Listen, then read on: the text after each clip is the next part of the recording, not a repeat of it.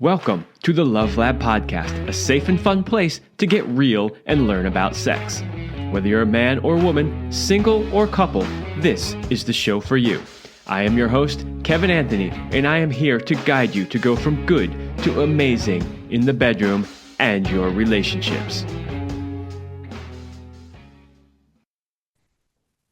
All right, welcome back to the Love Lab Podcast. This is episode 302, and it is titled The 10 Stages All Relationships Go Through.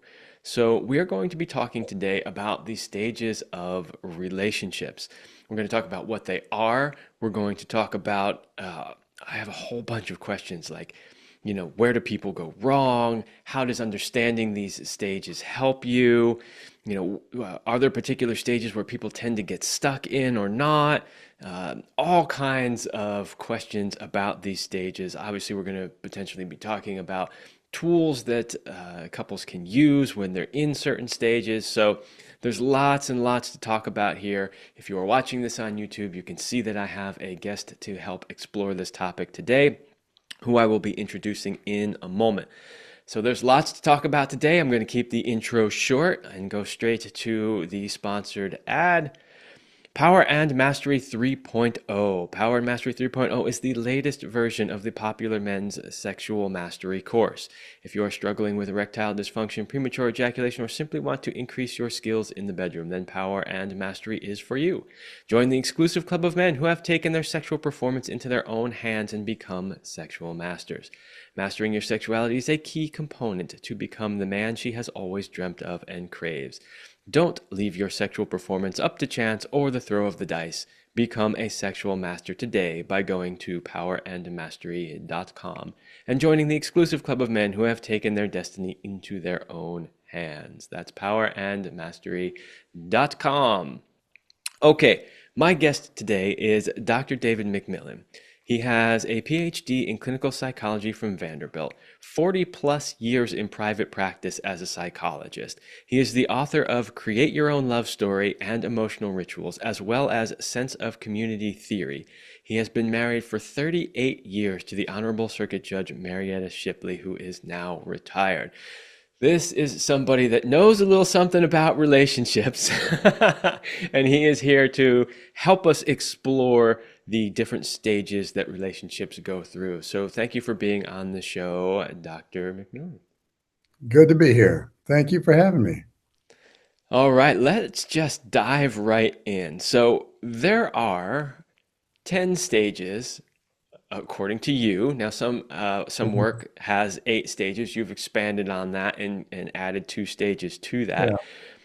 But before we go into what the stages actually are, can you maybe just let the audience know a little bit about what these stages are based on? Like, where does this body of work come from? Comes from Eric Erickson and his wife, Joan. And they got 7 stages from Freud. And then they expanded on those stages and then they added an 8th stage. Joan added an 8th stage. And I created a stage at the beginning and a stage at the end. So in my version, there are 10 stages. But they're basically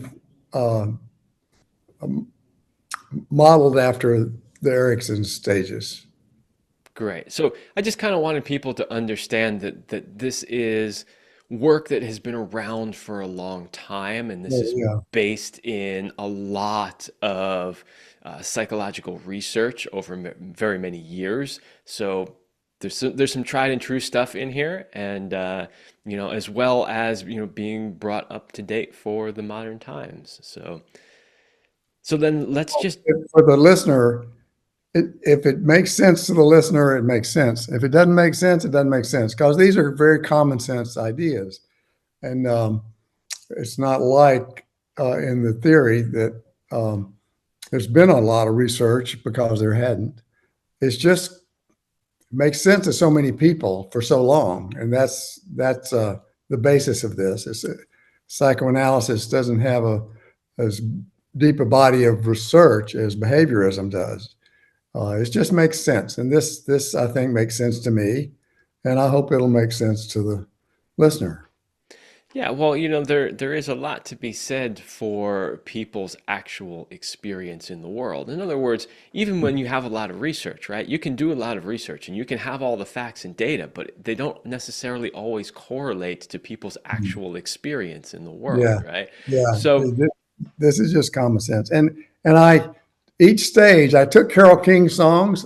I took the Beatles songs, Carole King, and but Carole King songs specifically, and I found each, some of her songs represented exactly what happens at this stage and exactly what happens at that stage. And I did the same thing with the Beatles. I have songs of the Beatles that are stage one songs that are stage two, and they're in the world. Everybody understands when we describe the stage. Hey, I know that. Yeah, I know that. well, awesome. Then that's a great time to just dive right into the stages themselves. Let's just take it from stage 1 through stage 10 and just to kind of do a brief description of what each one is. I might ask a few follow-up questions here or there, but tell us about stage 1. What is it? Well, if we're going to use an Elvis Presley song, it would be "All Shook Up." If you're going to use a Carole King song, it would be "The Earth Moves Under My Feet," the sky's falling down. This is, and if we were thinking about a nation, this would be stage one, the revolution, the conception of a country. And so stage one is conception. It's the beginning, the moment that something is born. It's exciting. It's profound. It's has so much potential, and we just are enthralled, and we're all caught up. It's because in this excitement. That's stage one. Stage two is Carole King song, "But Will He Love Me Tomorrow?" So that's when you look at the fine print. You go, what have I done here? I've just dived into this pool. Oh my God. And so you begin to look around and see what it is you've gotten yourself hooked up with. This is when you might begin to go meet the parents and go, oh my goodness. You don't say anything about it. You don't tell people what you're thinking because it's still not set in concrete. You still have a chance to get out, uh, but you're a little bit apprehensive, and you don't know if it's going to stick. Stage three is the conflict stage, where the song is "Snap Water Jack, He's Got a Shotgun." And this is when you'll have a lot of angry things that happen because you're trying to put the relationship together and you're trying to see where you fit. So who is responsible for the yard? And who is going to do the laundry? And how is this going to work? And where is my place? And what kind of furniture does my stuff have a place here? And do I fit here? Do I belong? Wait a minute. I think I don't want, like, no. And there's a lot of happening at stage three. It's the adolescent stage. So, Stage four. but before we go to stage 4, let me pause you for a moment because so Yeah, what you're describing with stages 1, 2, and 3 are yeah, basically what most people see as, they call stage 1 the honeymoon phase, where the person can do no wrong, right? And everything's great and there's tons of attraction, right? Then you start infatuation. Yeah. infatuation, yeah, right. Mhm. And then there's like you start to come out of that and you sort of hit the like realization phase. And then Yeah. there's a like, oh, okay. That's 6 to 9 months. You start coming out of it at about 6 to 9 months. hmm Mhm. And then you hit that last stage of like, okay, now we're sort of Third in it stage. trying to figure out, right, how we work together. Now, the Yeah. reason why I wanted to pause you there on those first three is because I think when people think about the stages of relationship, they tend to think that those are the stages of relationship. It's like, okay, we've all heard there's the honeymoon phase, and then we figure out how to make it work, and then we just go on from there for the next 50 years, right? Well, I hate to say that I had that thought once in my life, but, but, but two divorces and 38 years of marriage have proven me wrong. But see, your experience is exactly why I wanted to pause there and point that Yeah, out, because I really wanted to make the point to people that this is nowhere near the end of the stages. There is a lot more progression over yeah. time. There's Uh, 7 more. Yeah. right, right. So, so don't think once you've hit stage three, that's it. It's on cruise mode after that, because there's a lot more. So let's go on with stage number four. Stage 4 is the resignation stage. And that's when you go, well, this isn't anything like what I thought it was going to be. Nothing. But uh, do I want to throw this away and start all over again? Well, okay. Okay. I'm going to do my best to make this work. I'll resign to this reality. Okay. And I'll do what I can to make this work. And then once you've resigned and said, I'm not going to throw it all away, I'm going to take this and work with this. And I'm going to accept some things that I'm not sure I like, but on the whole, this is going to work. I'm going to make this work. Then you go to stage 5, which is the accountability stage. And that's when the problem is me. Oh, what's wrong with the relationship is me. Oh, and I hope the listeners will look up Randy Newman's song, Marie. Marie is the most beautiful song. And he confesses so much in this song. And of course, he's absolutely right. No question about it. You can hear Randy Newman singing how crazy he is and how much she has to put up with. And he's telling the truth. You know exactly he's telling the truth. A creative guy like him is not going to be easy to live with. And he's confessing that. And he's saying, what's wrong with this relationship is I'm not doing what I need to do. How And many once you people do you think actually make it to that stage? So, for instance, I'm 100% serious. For instance, in the work that I do, when I'm coaching couples, I see a lot of people still always blaming the other person, right? Oh, It's like, yeah. well, the relationship would be better if she would do this, or if he would do that, or if he would just, right? So, which means they haven't gotten to the accountability stage yet. Yeah.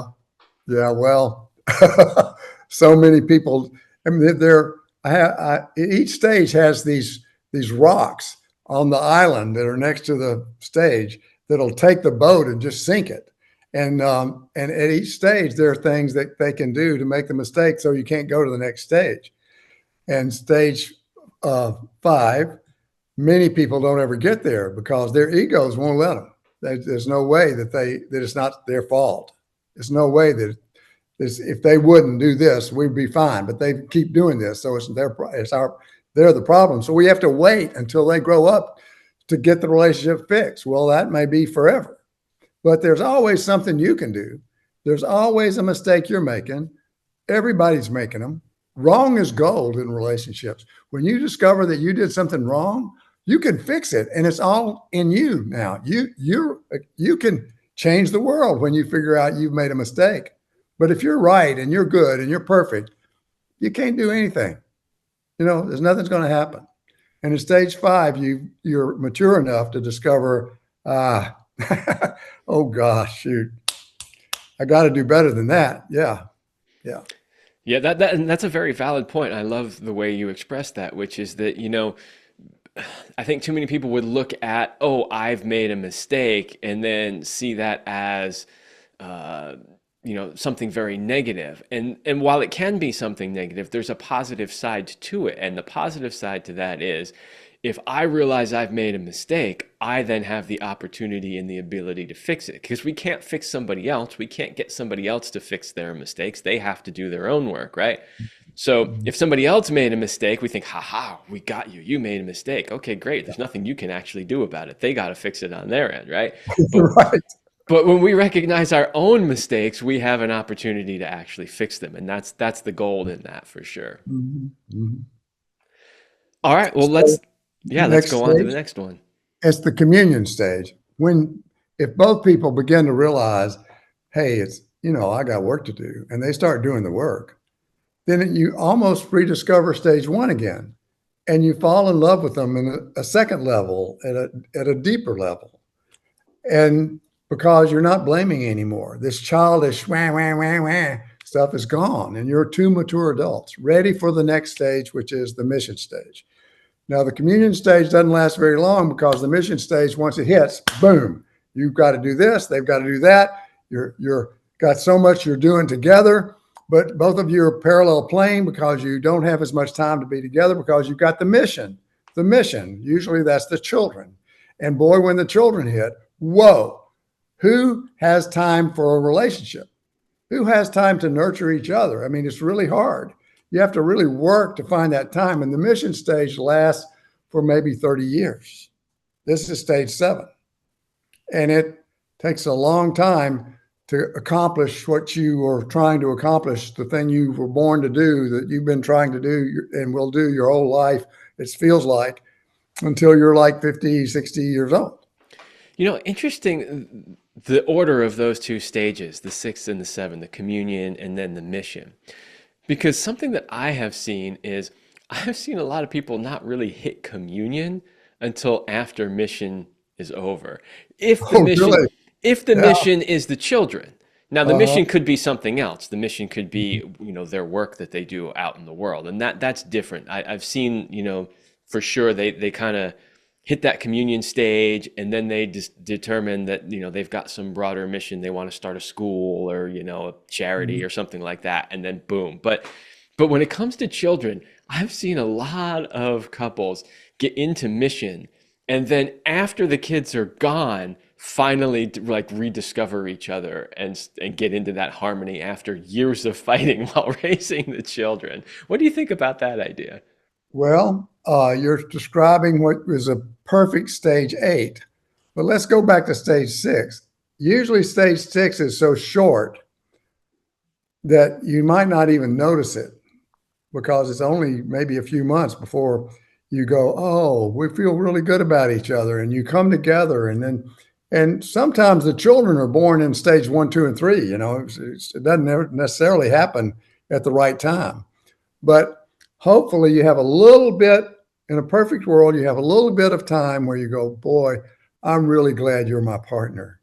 I'm really glad you're my partner. And you celebrate that until the mission stage happens. And then boom, what you're describing is a perfect stage 8. And a perfect stage 8 is um, symbolized by the song, Is That All There Is? It's a Peggy Lee song.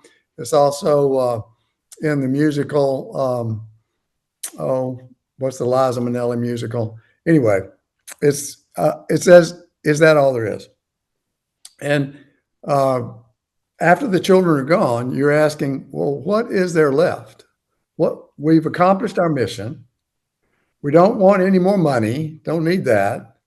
We don't need fame. We don't need more recognition. We're really tired of all this competing and struggling and clawing. So we got to find a new purpose, a new reason to be a couple, a new reason to have a relationship because that's gone now. The nest is empty. And when you find that new reason, perhaps it's grandchildren, but usually it's something that transcends, it's a spiritual thing that you both go, we really believe in this and we stand for this. And we're going to help make schools better. And we're going to volunteer at schools together.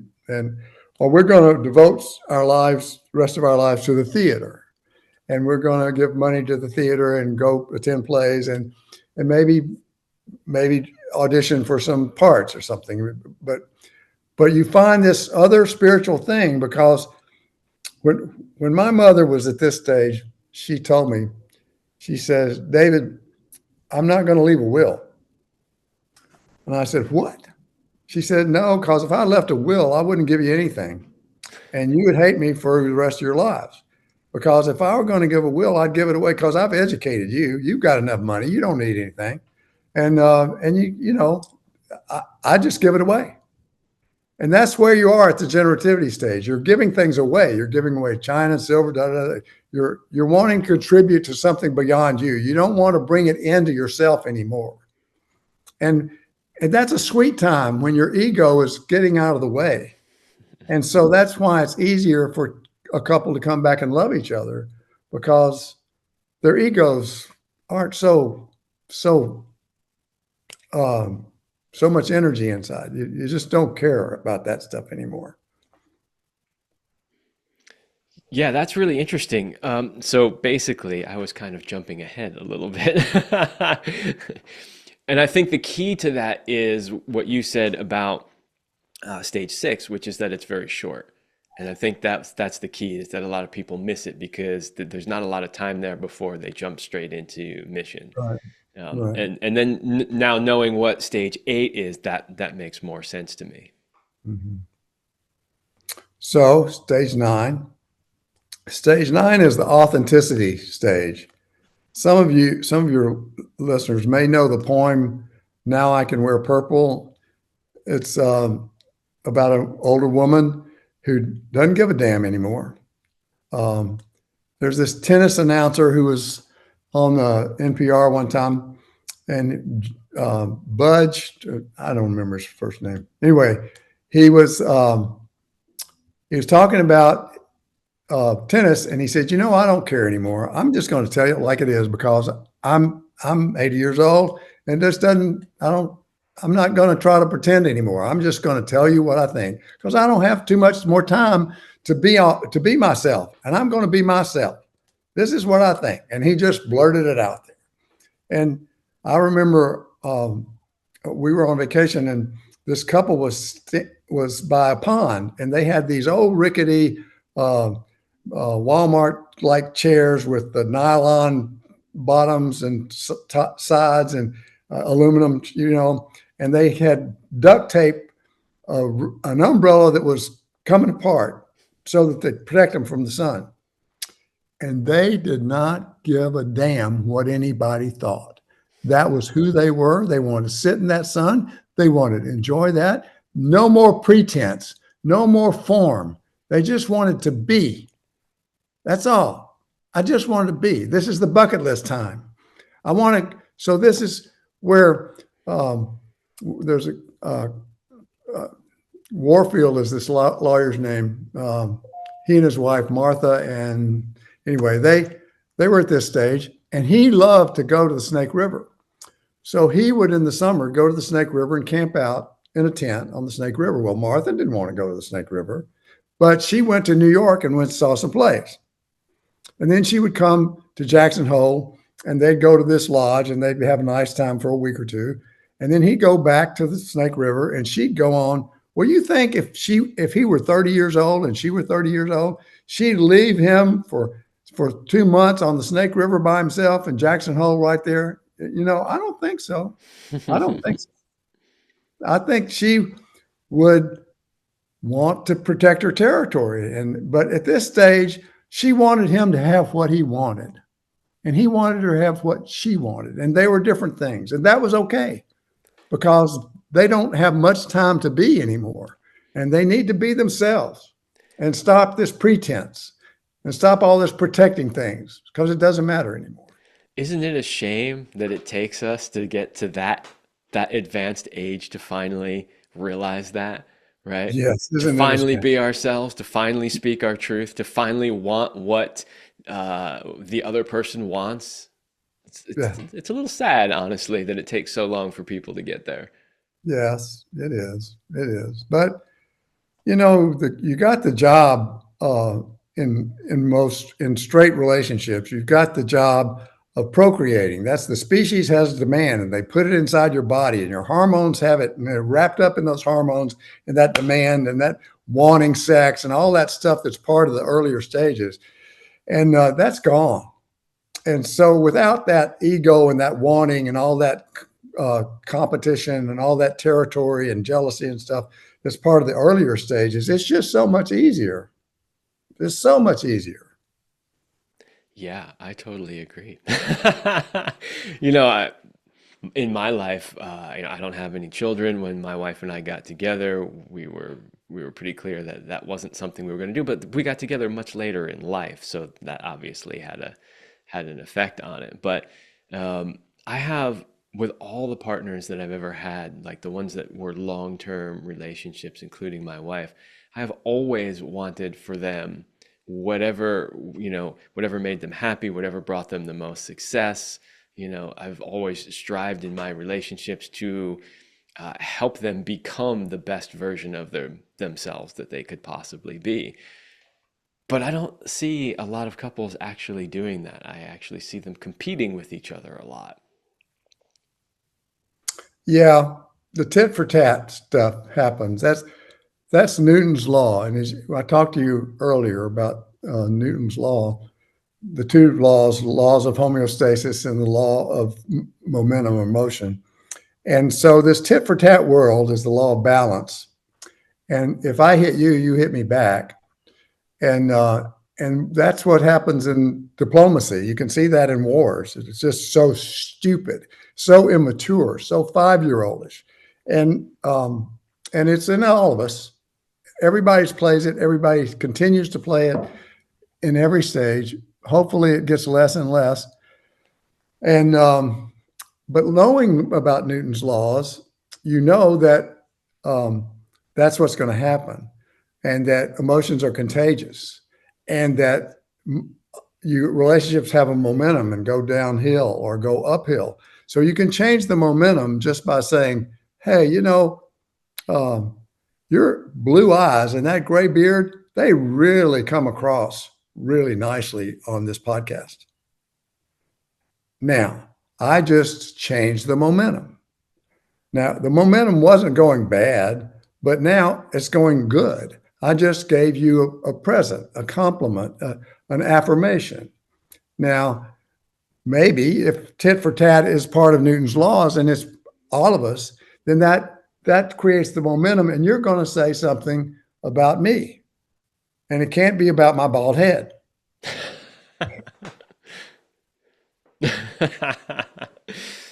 I love that idea of shifting the momentum. That is really, really great. And You can always do that. It just takes ego, strength, and courage, but you can always do it. Everybody has an opportunity to turn it around. yes, yes. And that strength and courage thing and getting the ego out of the way is a challenge for a lot of people. Mhm. So we got one more stage, right? We have stage 10 we haven't covered Yeah, yet. stage 10. Well, stage 10 is what you think it is. It's termination. It could be divorce, it could be death, but it's the end. And it's sad, and you have to grieve. Grieving is very important. Jews have sit. I don't know what it's called. It's not Seder. It's some word for every evening or for a year after someone dies. You have a period of time in the day where people gather and grieve. I think that's so healthy and so beautiful, and um, and we need that. Sadness is an underrated emotion. It's maybe our best thing, because when we're sad, our brain works. It sees reality as it is, and life is a tragedy. It's not a comedy. It's not a happily ever after thing. So in this stage, we grieve. We let go. We let go of having what we want. We surrender to fate and look at reality again, taking away that we can't have what we want. And as we do that, the cybernetic feedback loop kicks in.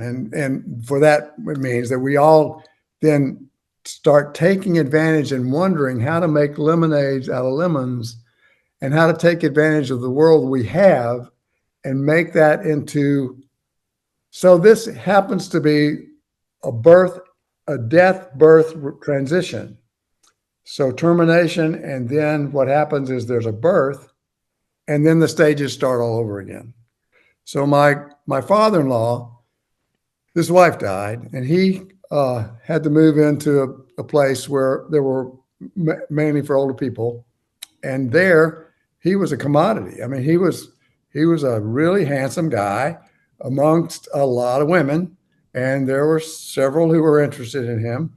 And he then found a woman that he really liked and who really liked him. And he was a Lutheran minister, so he couldn't really be with her in the way he wanted to be with her without being married. It just wouldn't be right. So we couldn't let him lose his Social Security because that wasn't a good idea. So we arranged a ceremony, a blessing ceremony, where the families came and they were coming down the elevator, he and his to-be blessed woman partner. And as they were coming down the elevator, they were looking at each other's eyes, just like a young couple who just had met each other and were just adoring. It was so beautiful. They were in stage one. So death and rebirth are right next to each other, and it's a circle. And you start again. Here's an interesting question for you.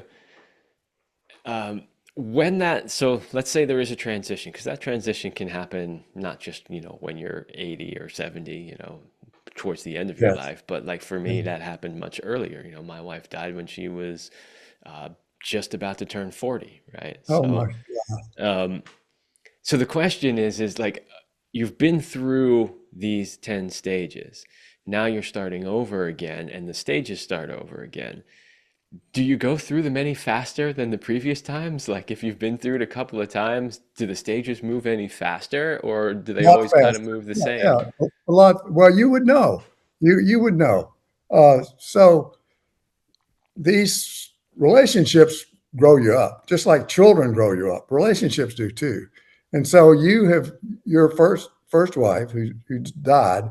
She beat you a lot into a place where you were a better husband, and so you knew some things to bring to this new relationship. So you probably did have infatuation. You probably did have that stage, and it may have lasted the 6 to 9 months that infatuation lasts for almost anybody. And then in the second stage, you probably did have some time to figure out where you belong. But people who are your age, 40, or when you uh, began the next stage, they already have some history to work with. So they know a story about their partner and they know something about the history. You're not just meeting them as kids. So that second stage gets through much faster because the story is already there.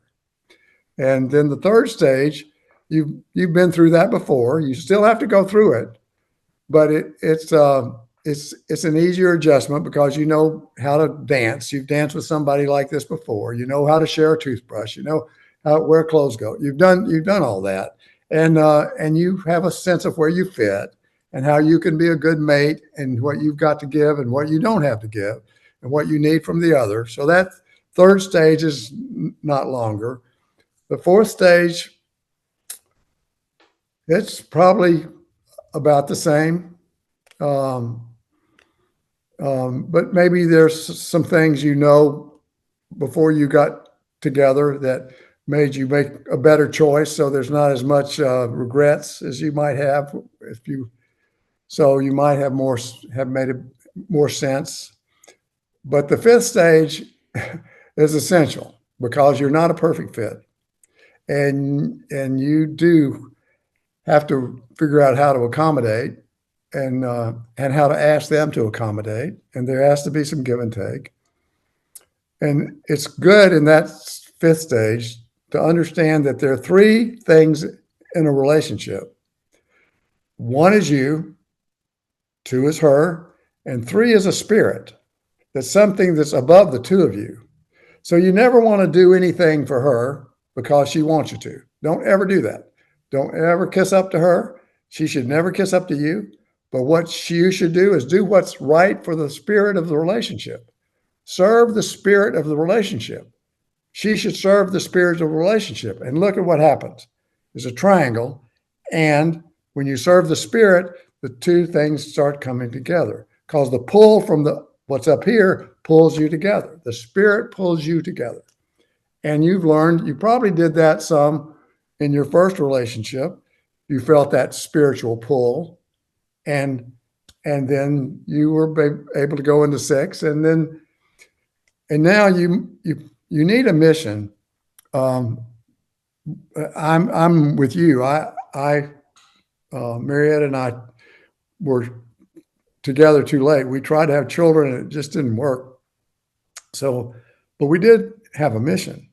Marietta ran for judge, and in Tennessee there was no mediation at the time. This was in 2000, and Marietta started the court system's mediation, and she created mediation in Tennessee. She's the mother of mediation.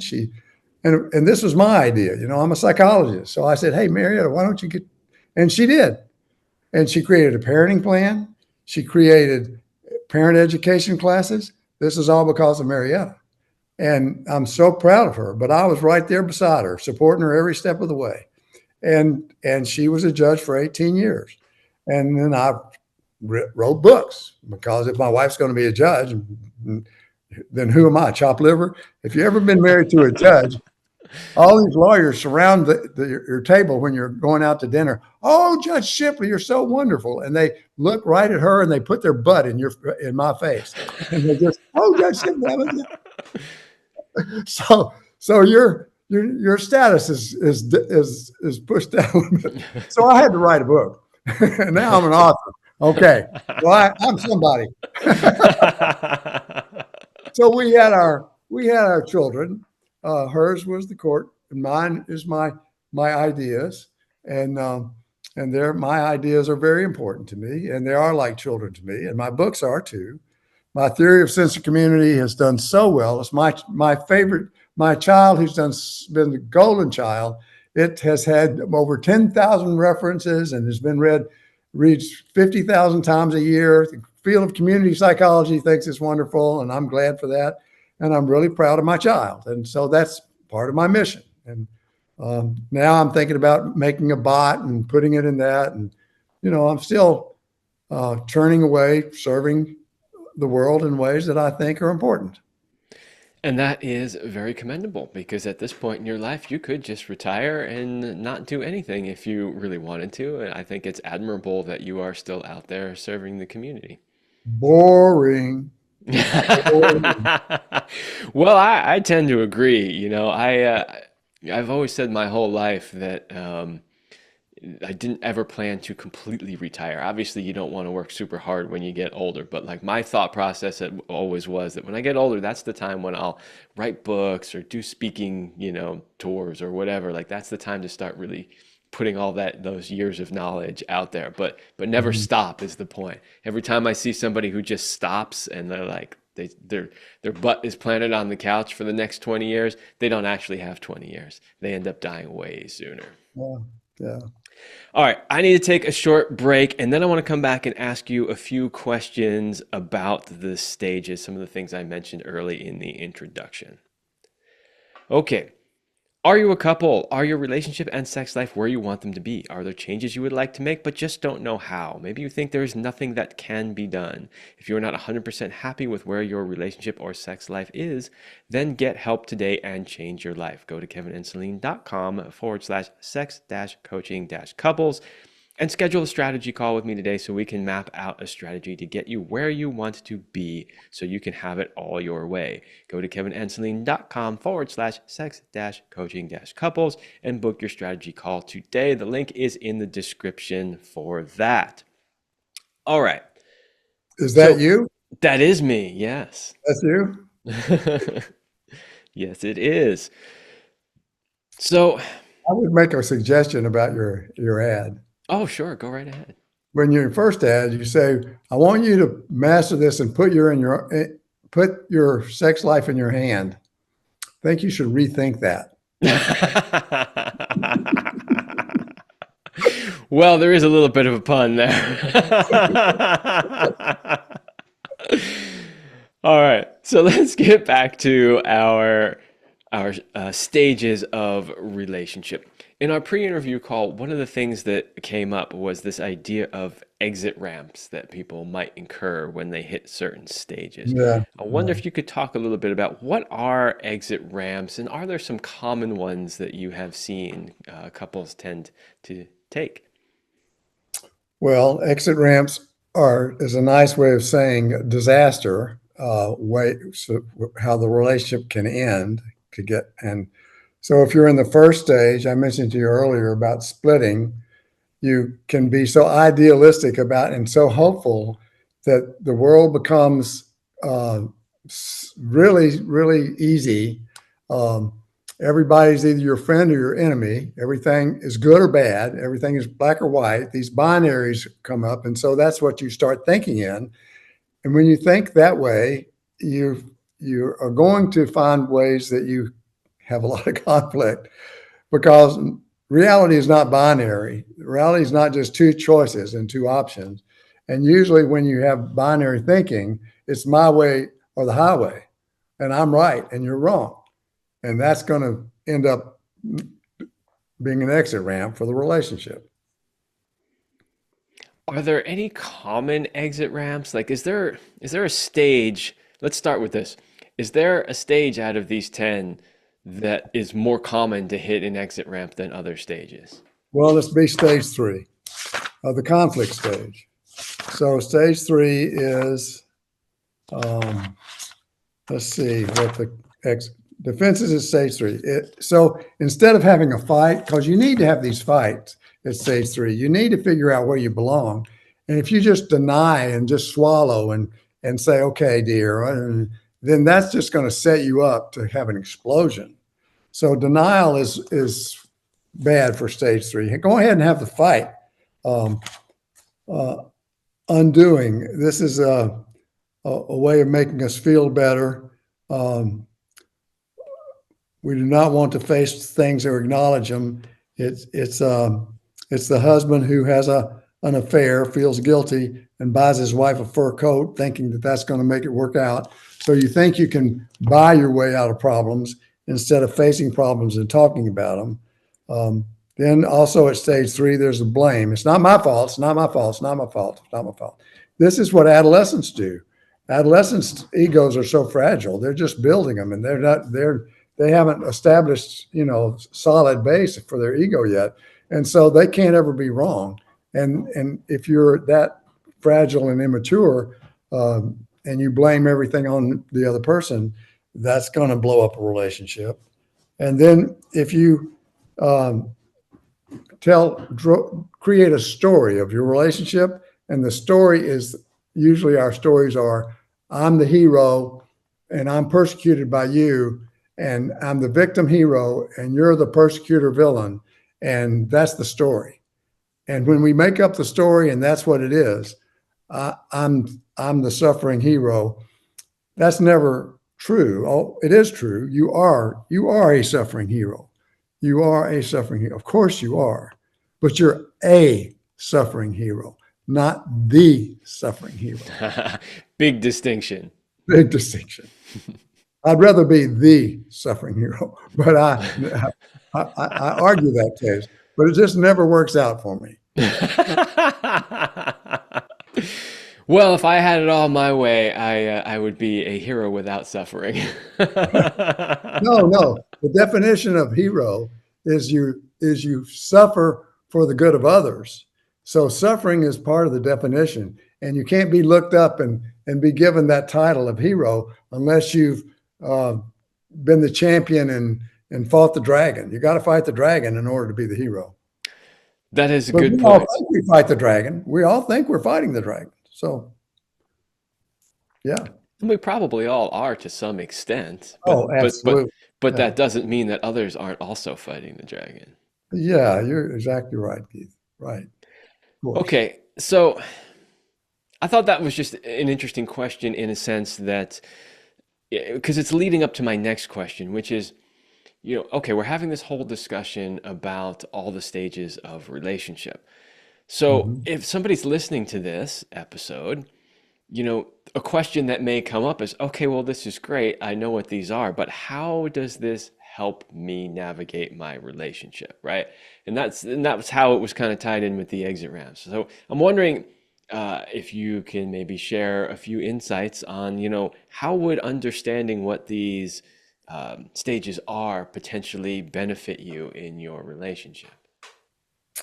Well, first of all, you don't fall in love with the conception stage. Most people fall in love with the conception stage, and that's what they want. They want that happily ever after moment, and they want to keep that same feeling the whole time, the rest of their lives. And I'm sorry, that just doesn't happen. No relationship will perpetuate that. So understanding that your relationship goes through stages helps you sort of hang in there. Understanding this is a journey through the 10 stages. It's not just we're going to always, because what you're going to do then is just divorce and divorce and divorce and divorce and divorce, coming back to stage one. And you're never going to grow up. You're never going to go through those stages. The stages help you become a bigger, better person. The marriage, it beats you into shape. It's like a metallurgist hitting an art thing to try to make it in the right shape. You pound it until it's beautiful, and that's what relationships do. They pound us into shape, and we have to grow in order to make room for other people. Yeah. And those stages do that. The stages are what pound you into shape. Yeah, absolutely. It's interesting what you mentioned about, you know, if you're not going through the stages and you'll just be like constantly divorcing and divorcing and divorcing. So yes, potentially moving from one relationship to the next. So you'll see this a lot with people who are basically, we call them, serial monogamists or serial daters, right? Yeah. Where they just date, and after a certain amount of time, they'll break up, they'll get a new relationship, they'll date for certain, and they'll just repeat this pattern over and over and over again. And you're right, they're staying in those early stages, never Yeah. getting any further than that. I Yeah. also see this too a bit in, I don't know if you're familiar much with the term polyamory, and that community of people. But polyamory obviously is people who are in open relationships, right, where they have multiple partners. But one of the things that I see often in that world is that they might have one stable partner, but they're constantly rotating through new partners, and they're always in search of what they call NRE, which is new relationship energy, right? And so they'll get into it, they'll get a new partner in for a while, there'll be this infatuation stage, and there's all this new relationship energy, and then that fades out and they disappear and somebody new comes in, right? And they end up in this sort of perpetual cycle where they never have an opportunity to go through all of those stages. And I just think it's kind of interesting because I agree with you that I like the analogy of making the art where you're doing maybe some sort of metal sculpture, and you're pounding this piece of metal into its shape. But if you're always hitting the exact same spot, you're not really transforming the shape of it. You're just making a dent in it, right? Mhm. So you never have that opportunity to go through all of those stages, which That's is, very wise. Yeah, very wise. well, thank you. So we are approaching the end of the show. We've talked about what the stages are. We've talked about some of the exit ramps. We've talked about why it's important to understand what these stages are.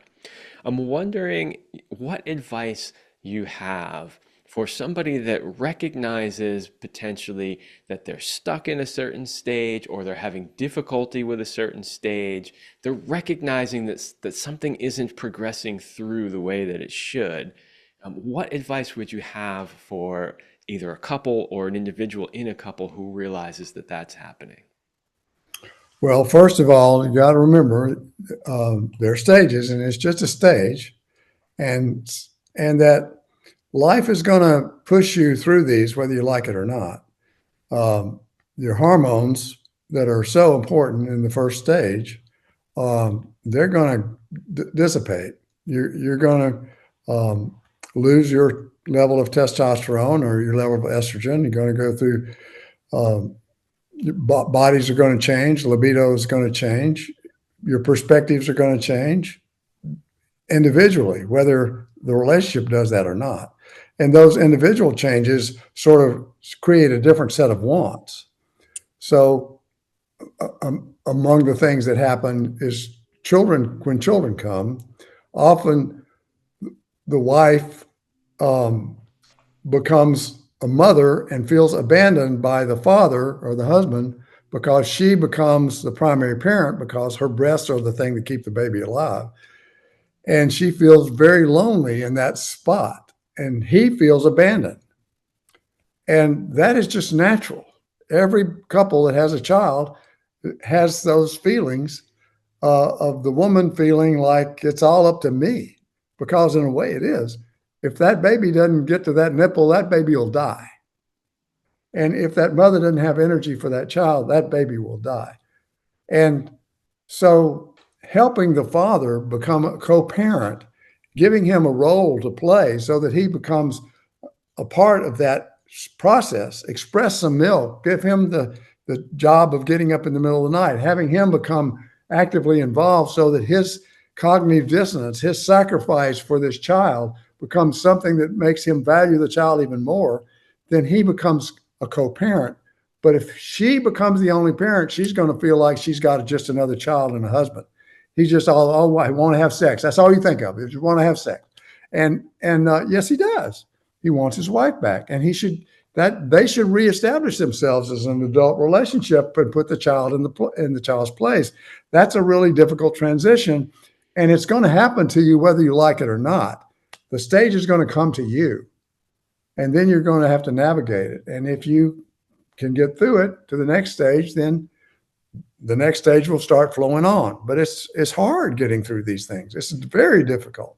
Yeah, so the first piece of advice is understand that they're stages, and the stages are going to happen no matter what, whether you want them to or not. But then Yeah. the second point that you brought up is that it can be very difficult, and I'm assuming that through your work over the many years as a psychologist, that this is something that you helped people with, is navigating these stages, right? So, and this is something, although the work that I do, I haven't thus far specifically addressed it from the point of view of stages. Here I'm helping you navigate this stage or this stage, but essentially, if you boil down the work that I do with couples, that's what I am doing, is helping them navigate the different stages of their relationship and life, right? So Yeah. I'm assuming that you would recommend that people who are having difficulty going through these, if they are really struggling with it, that they would seek help. Is that a valid assumption? Yeah. Get you a therapist who can laugh at you. Because it's silly. We're all in this together. There's nobody misses this. It's not just you, and you're not a unique person who's feeling this unique feeling. I mean, it's a human experience that all of us are dancing. We're all doing the same dance, and we're all struggling, and we're all screwing up, and we're all silly, and our egos are really, really silly. And having a therapist who can help us challenge our egos and who can laugh with you at your silly mistakes, and then raise yourself back up and say, yeah, I get my ego out of the way and look at what I see. I see how beautiful you are. Yeah. When I'm here with my ego in my way, I can't see anything except me. And a good therapist will help you see and be kind. Absolutely. Absolutely. So that is perfect segue into you telling the audience where they can find more about your work. I don't know if at this point you even still see clients, but I know you're writing books that could potentially be very valuable to people. So tell people where they can find out more about your work. My website, drdavidmcmillan.com. If Romeo and Juliet had lived I think it's on my website, and that's the book about stages of development. And you can get that. And I have several other books and a bunch of stuff. And yes, if you want to see me, you can access me through my email, which is david@drdavidmcmillan.com. And I'll be glad to consult with you. So, yeah. Wonderful. And of course, the link to your website will be in the notes for the show. So anybody who's looking for it can find it there and go straight to your website. Dr. McMillan, I would like to thank you for coming on the show and sharing your many years of knowledge and experience, and doing so in a way that I thought was fun and entertaining as well as informative. Yeah. Hey, by the way, if you're not having fun with your therapist, go to a different one. That's interesting. I've not heard too many people talk about having fun when they go to see their Oh, therapist. it needs to be fun. It needs to be fun. You need to laugh. You need to laugh. You need to laugh at yourself. Irony is the best emotion. Yeah, and hey, from my perspective, I'm also a musician, so when you start relating things to songs, like it resonates with me right away. I love it. So, Yeah. Yeah. It's all in the songs, isn't it? Yeah. It's all yeah. there. hmm All right. Well, thank you again for being on the show. And that is all the time I have for this episode, and I will see you next week.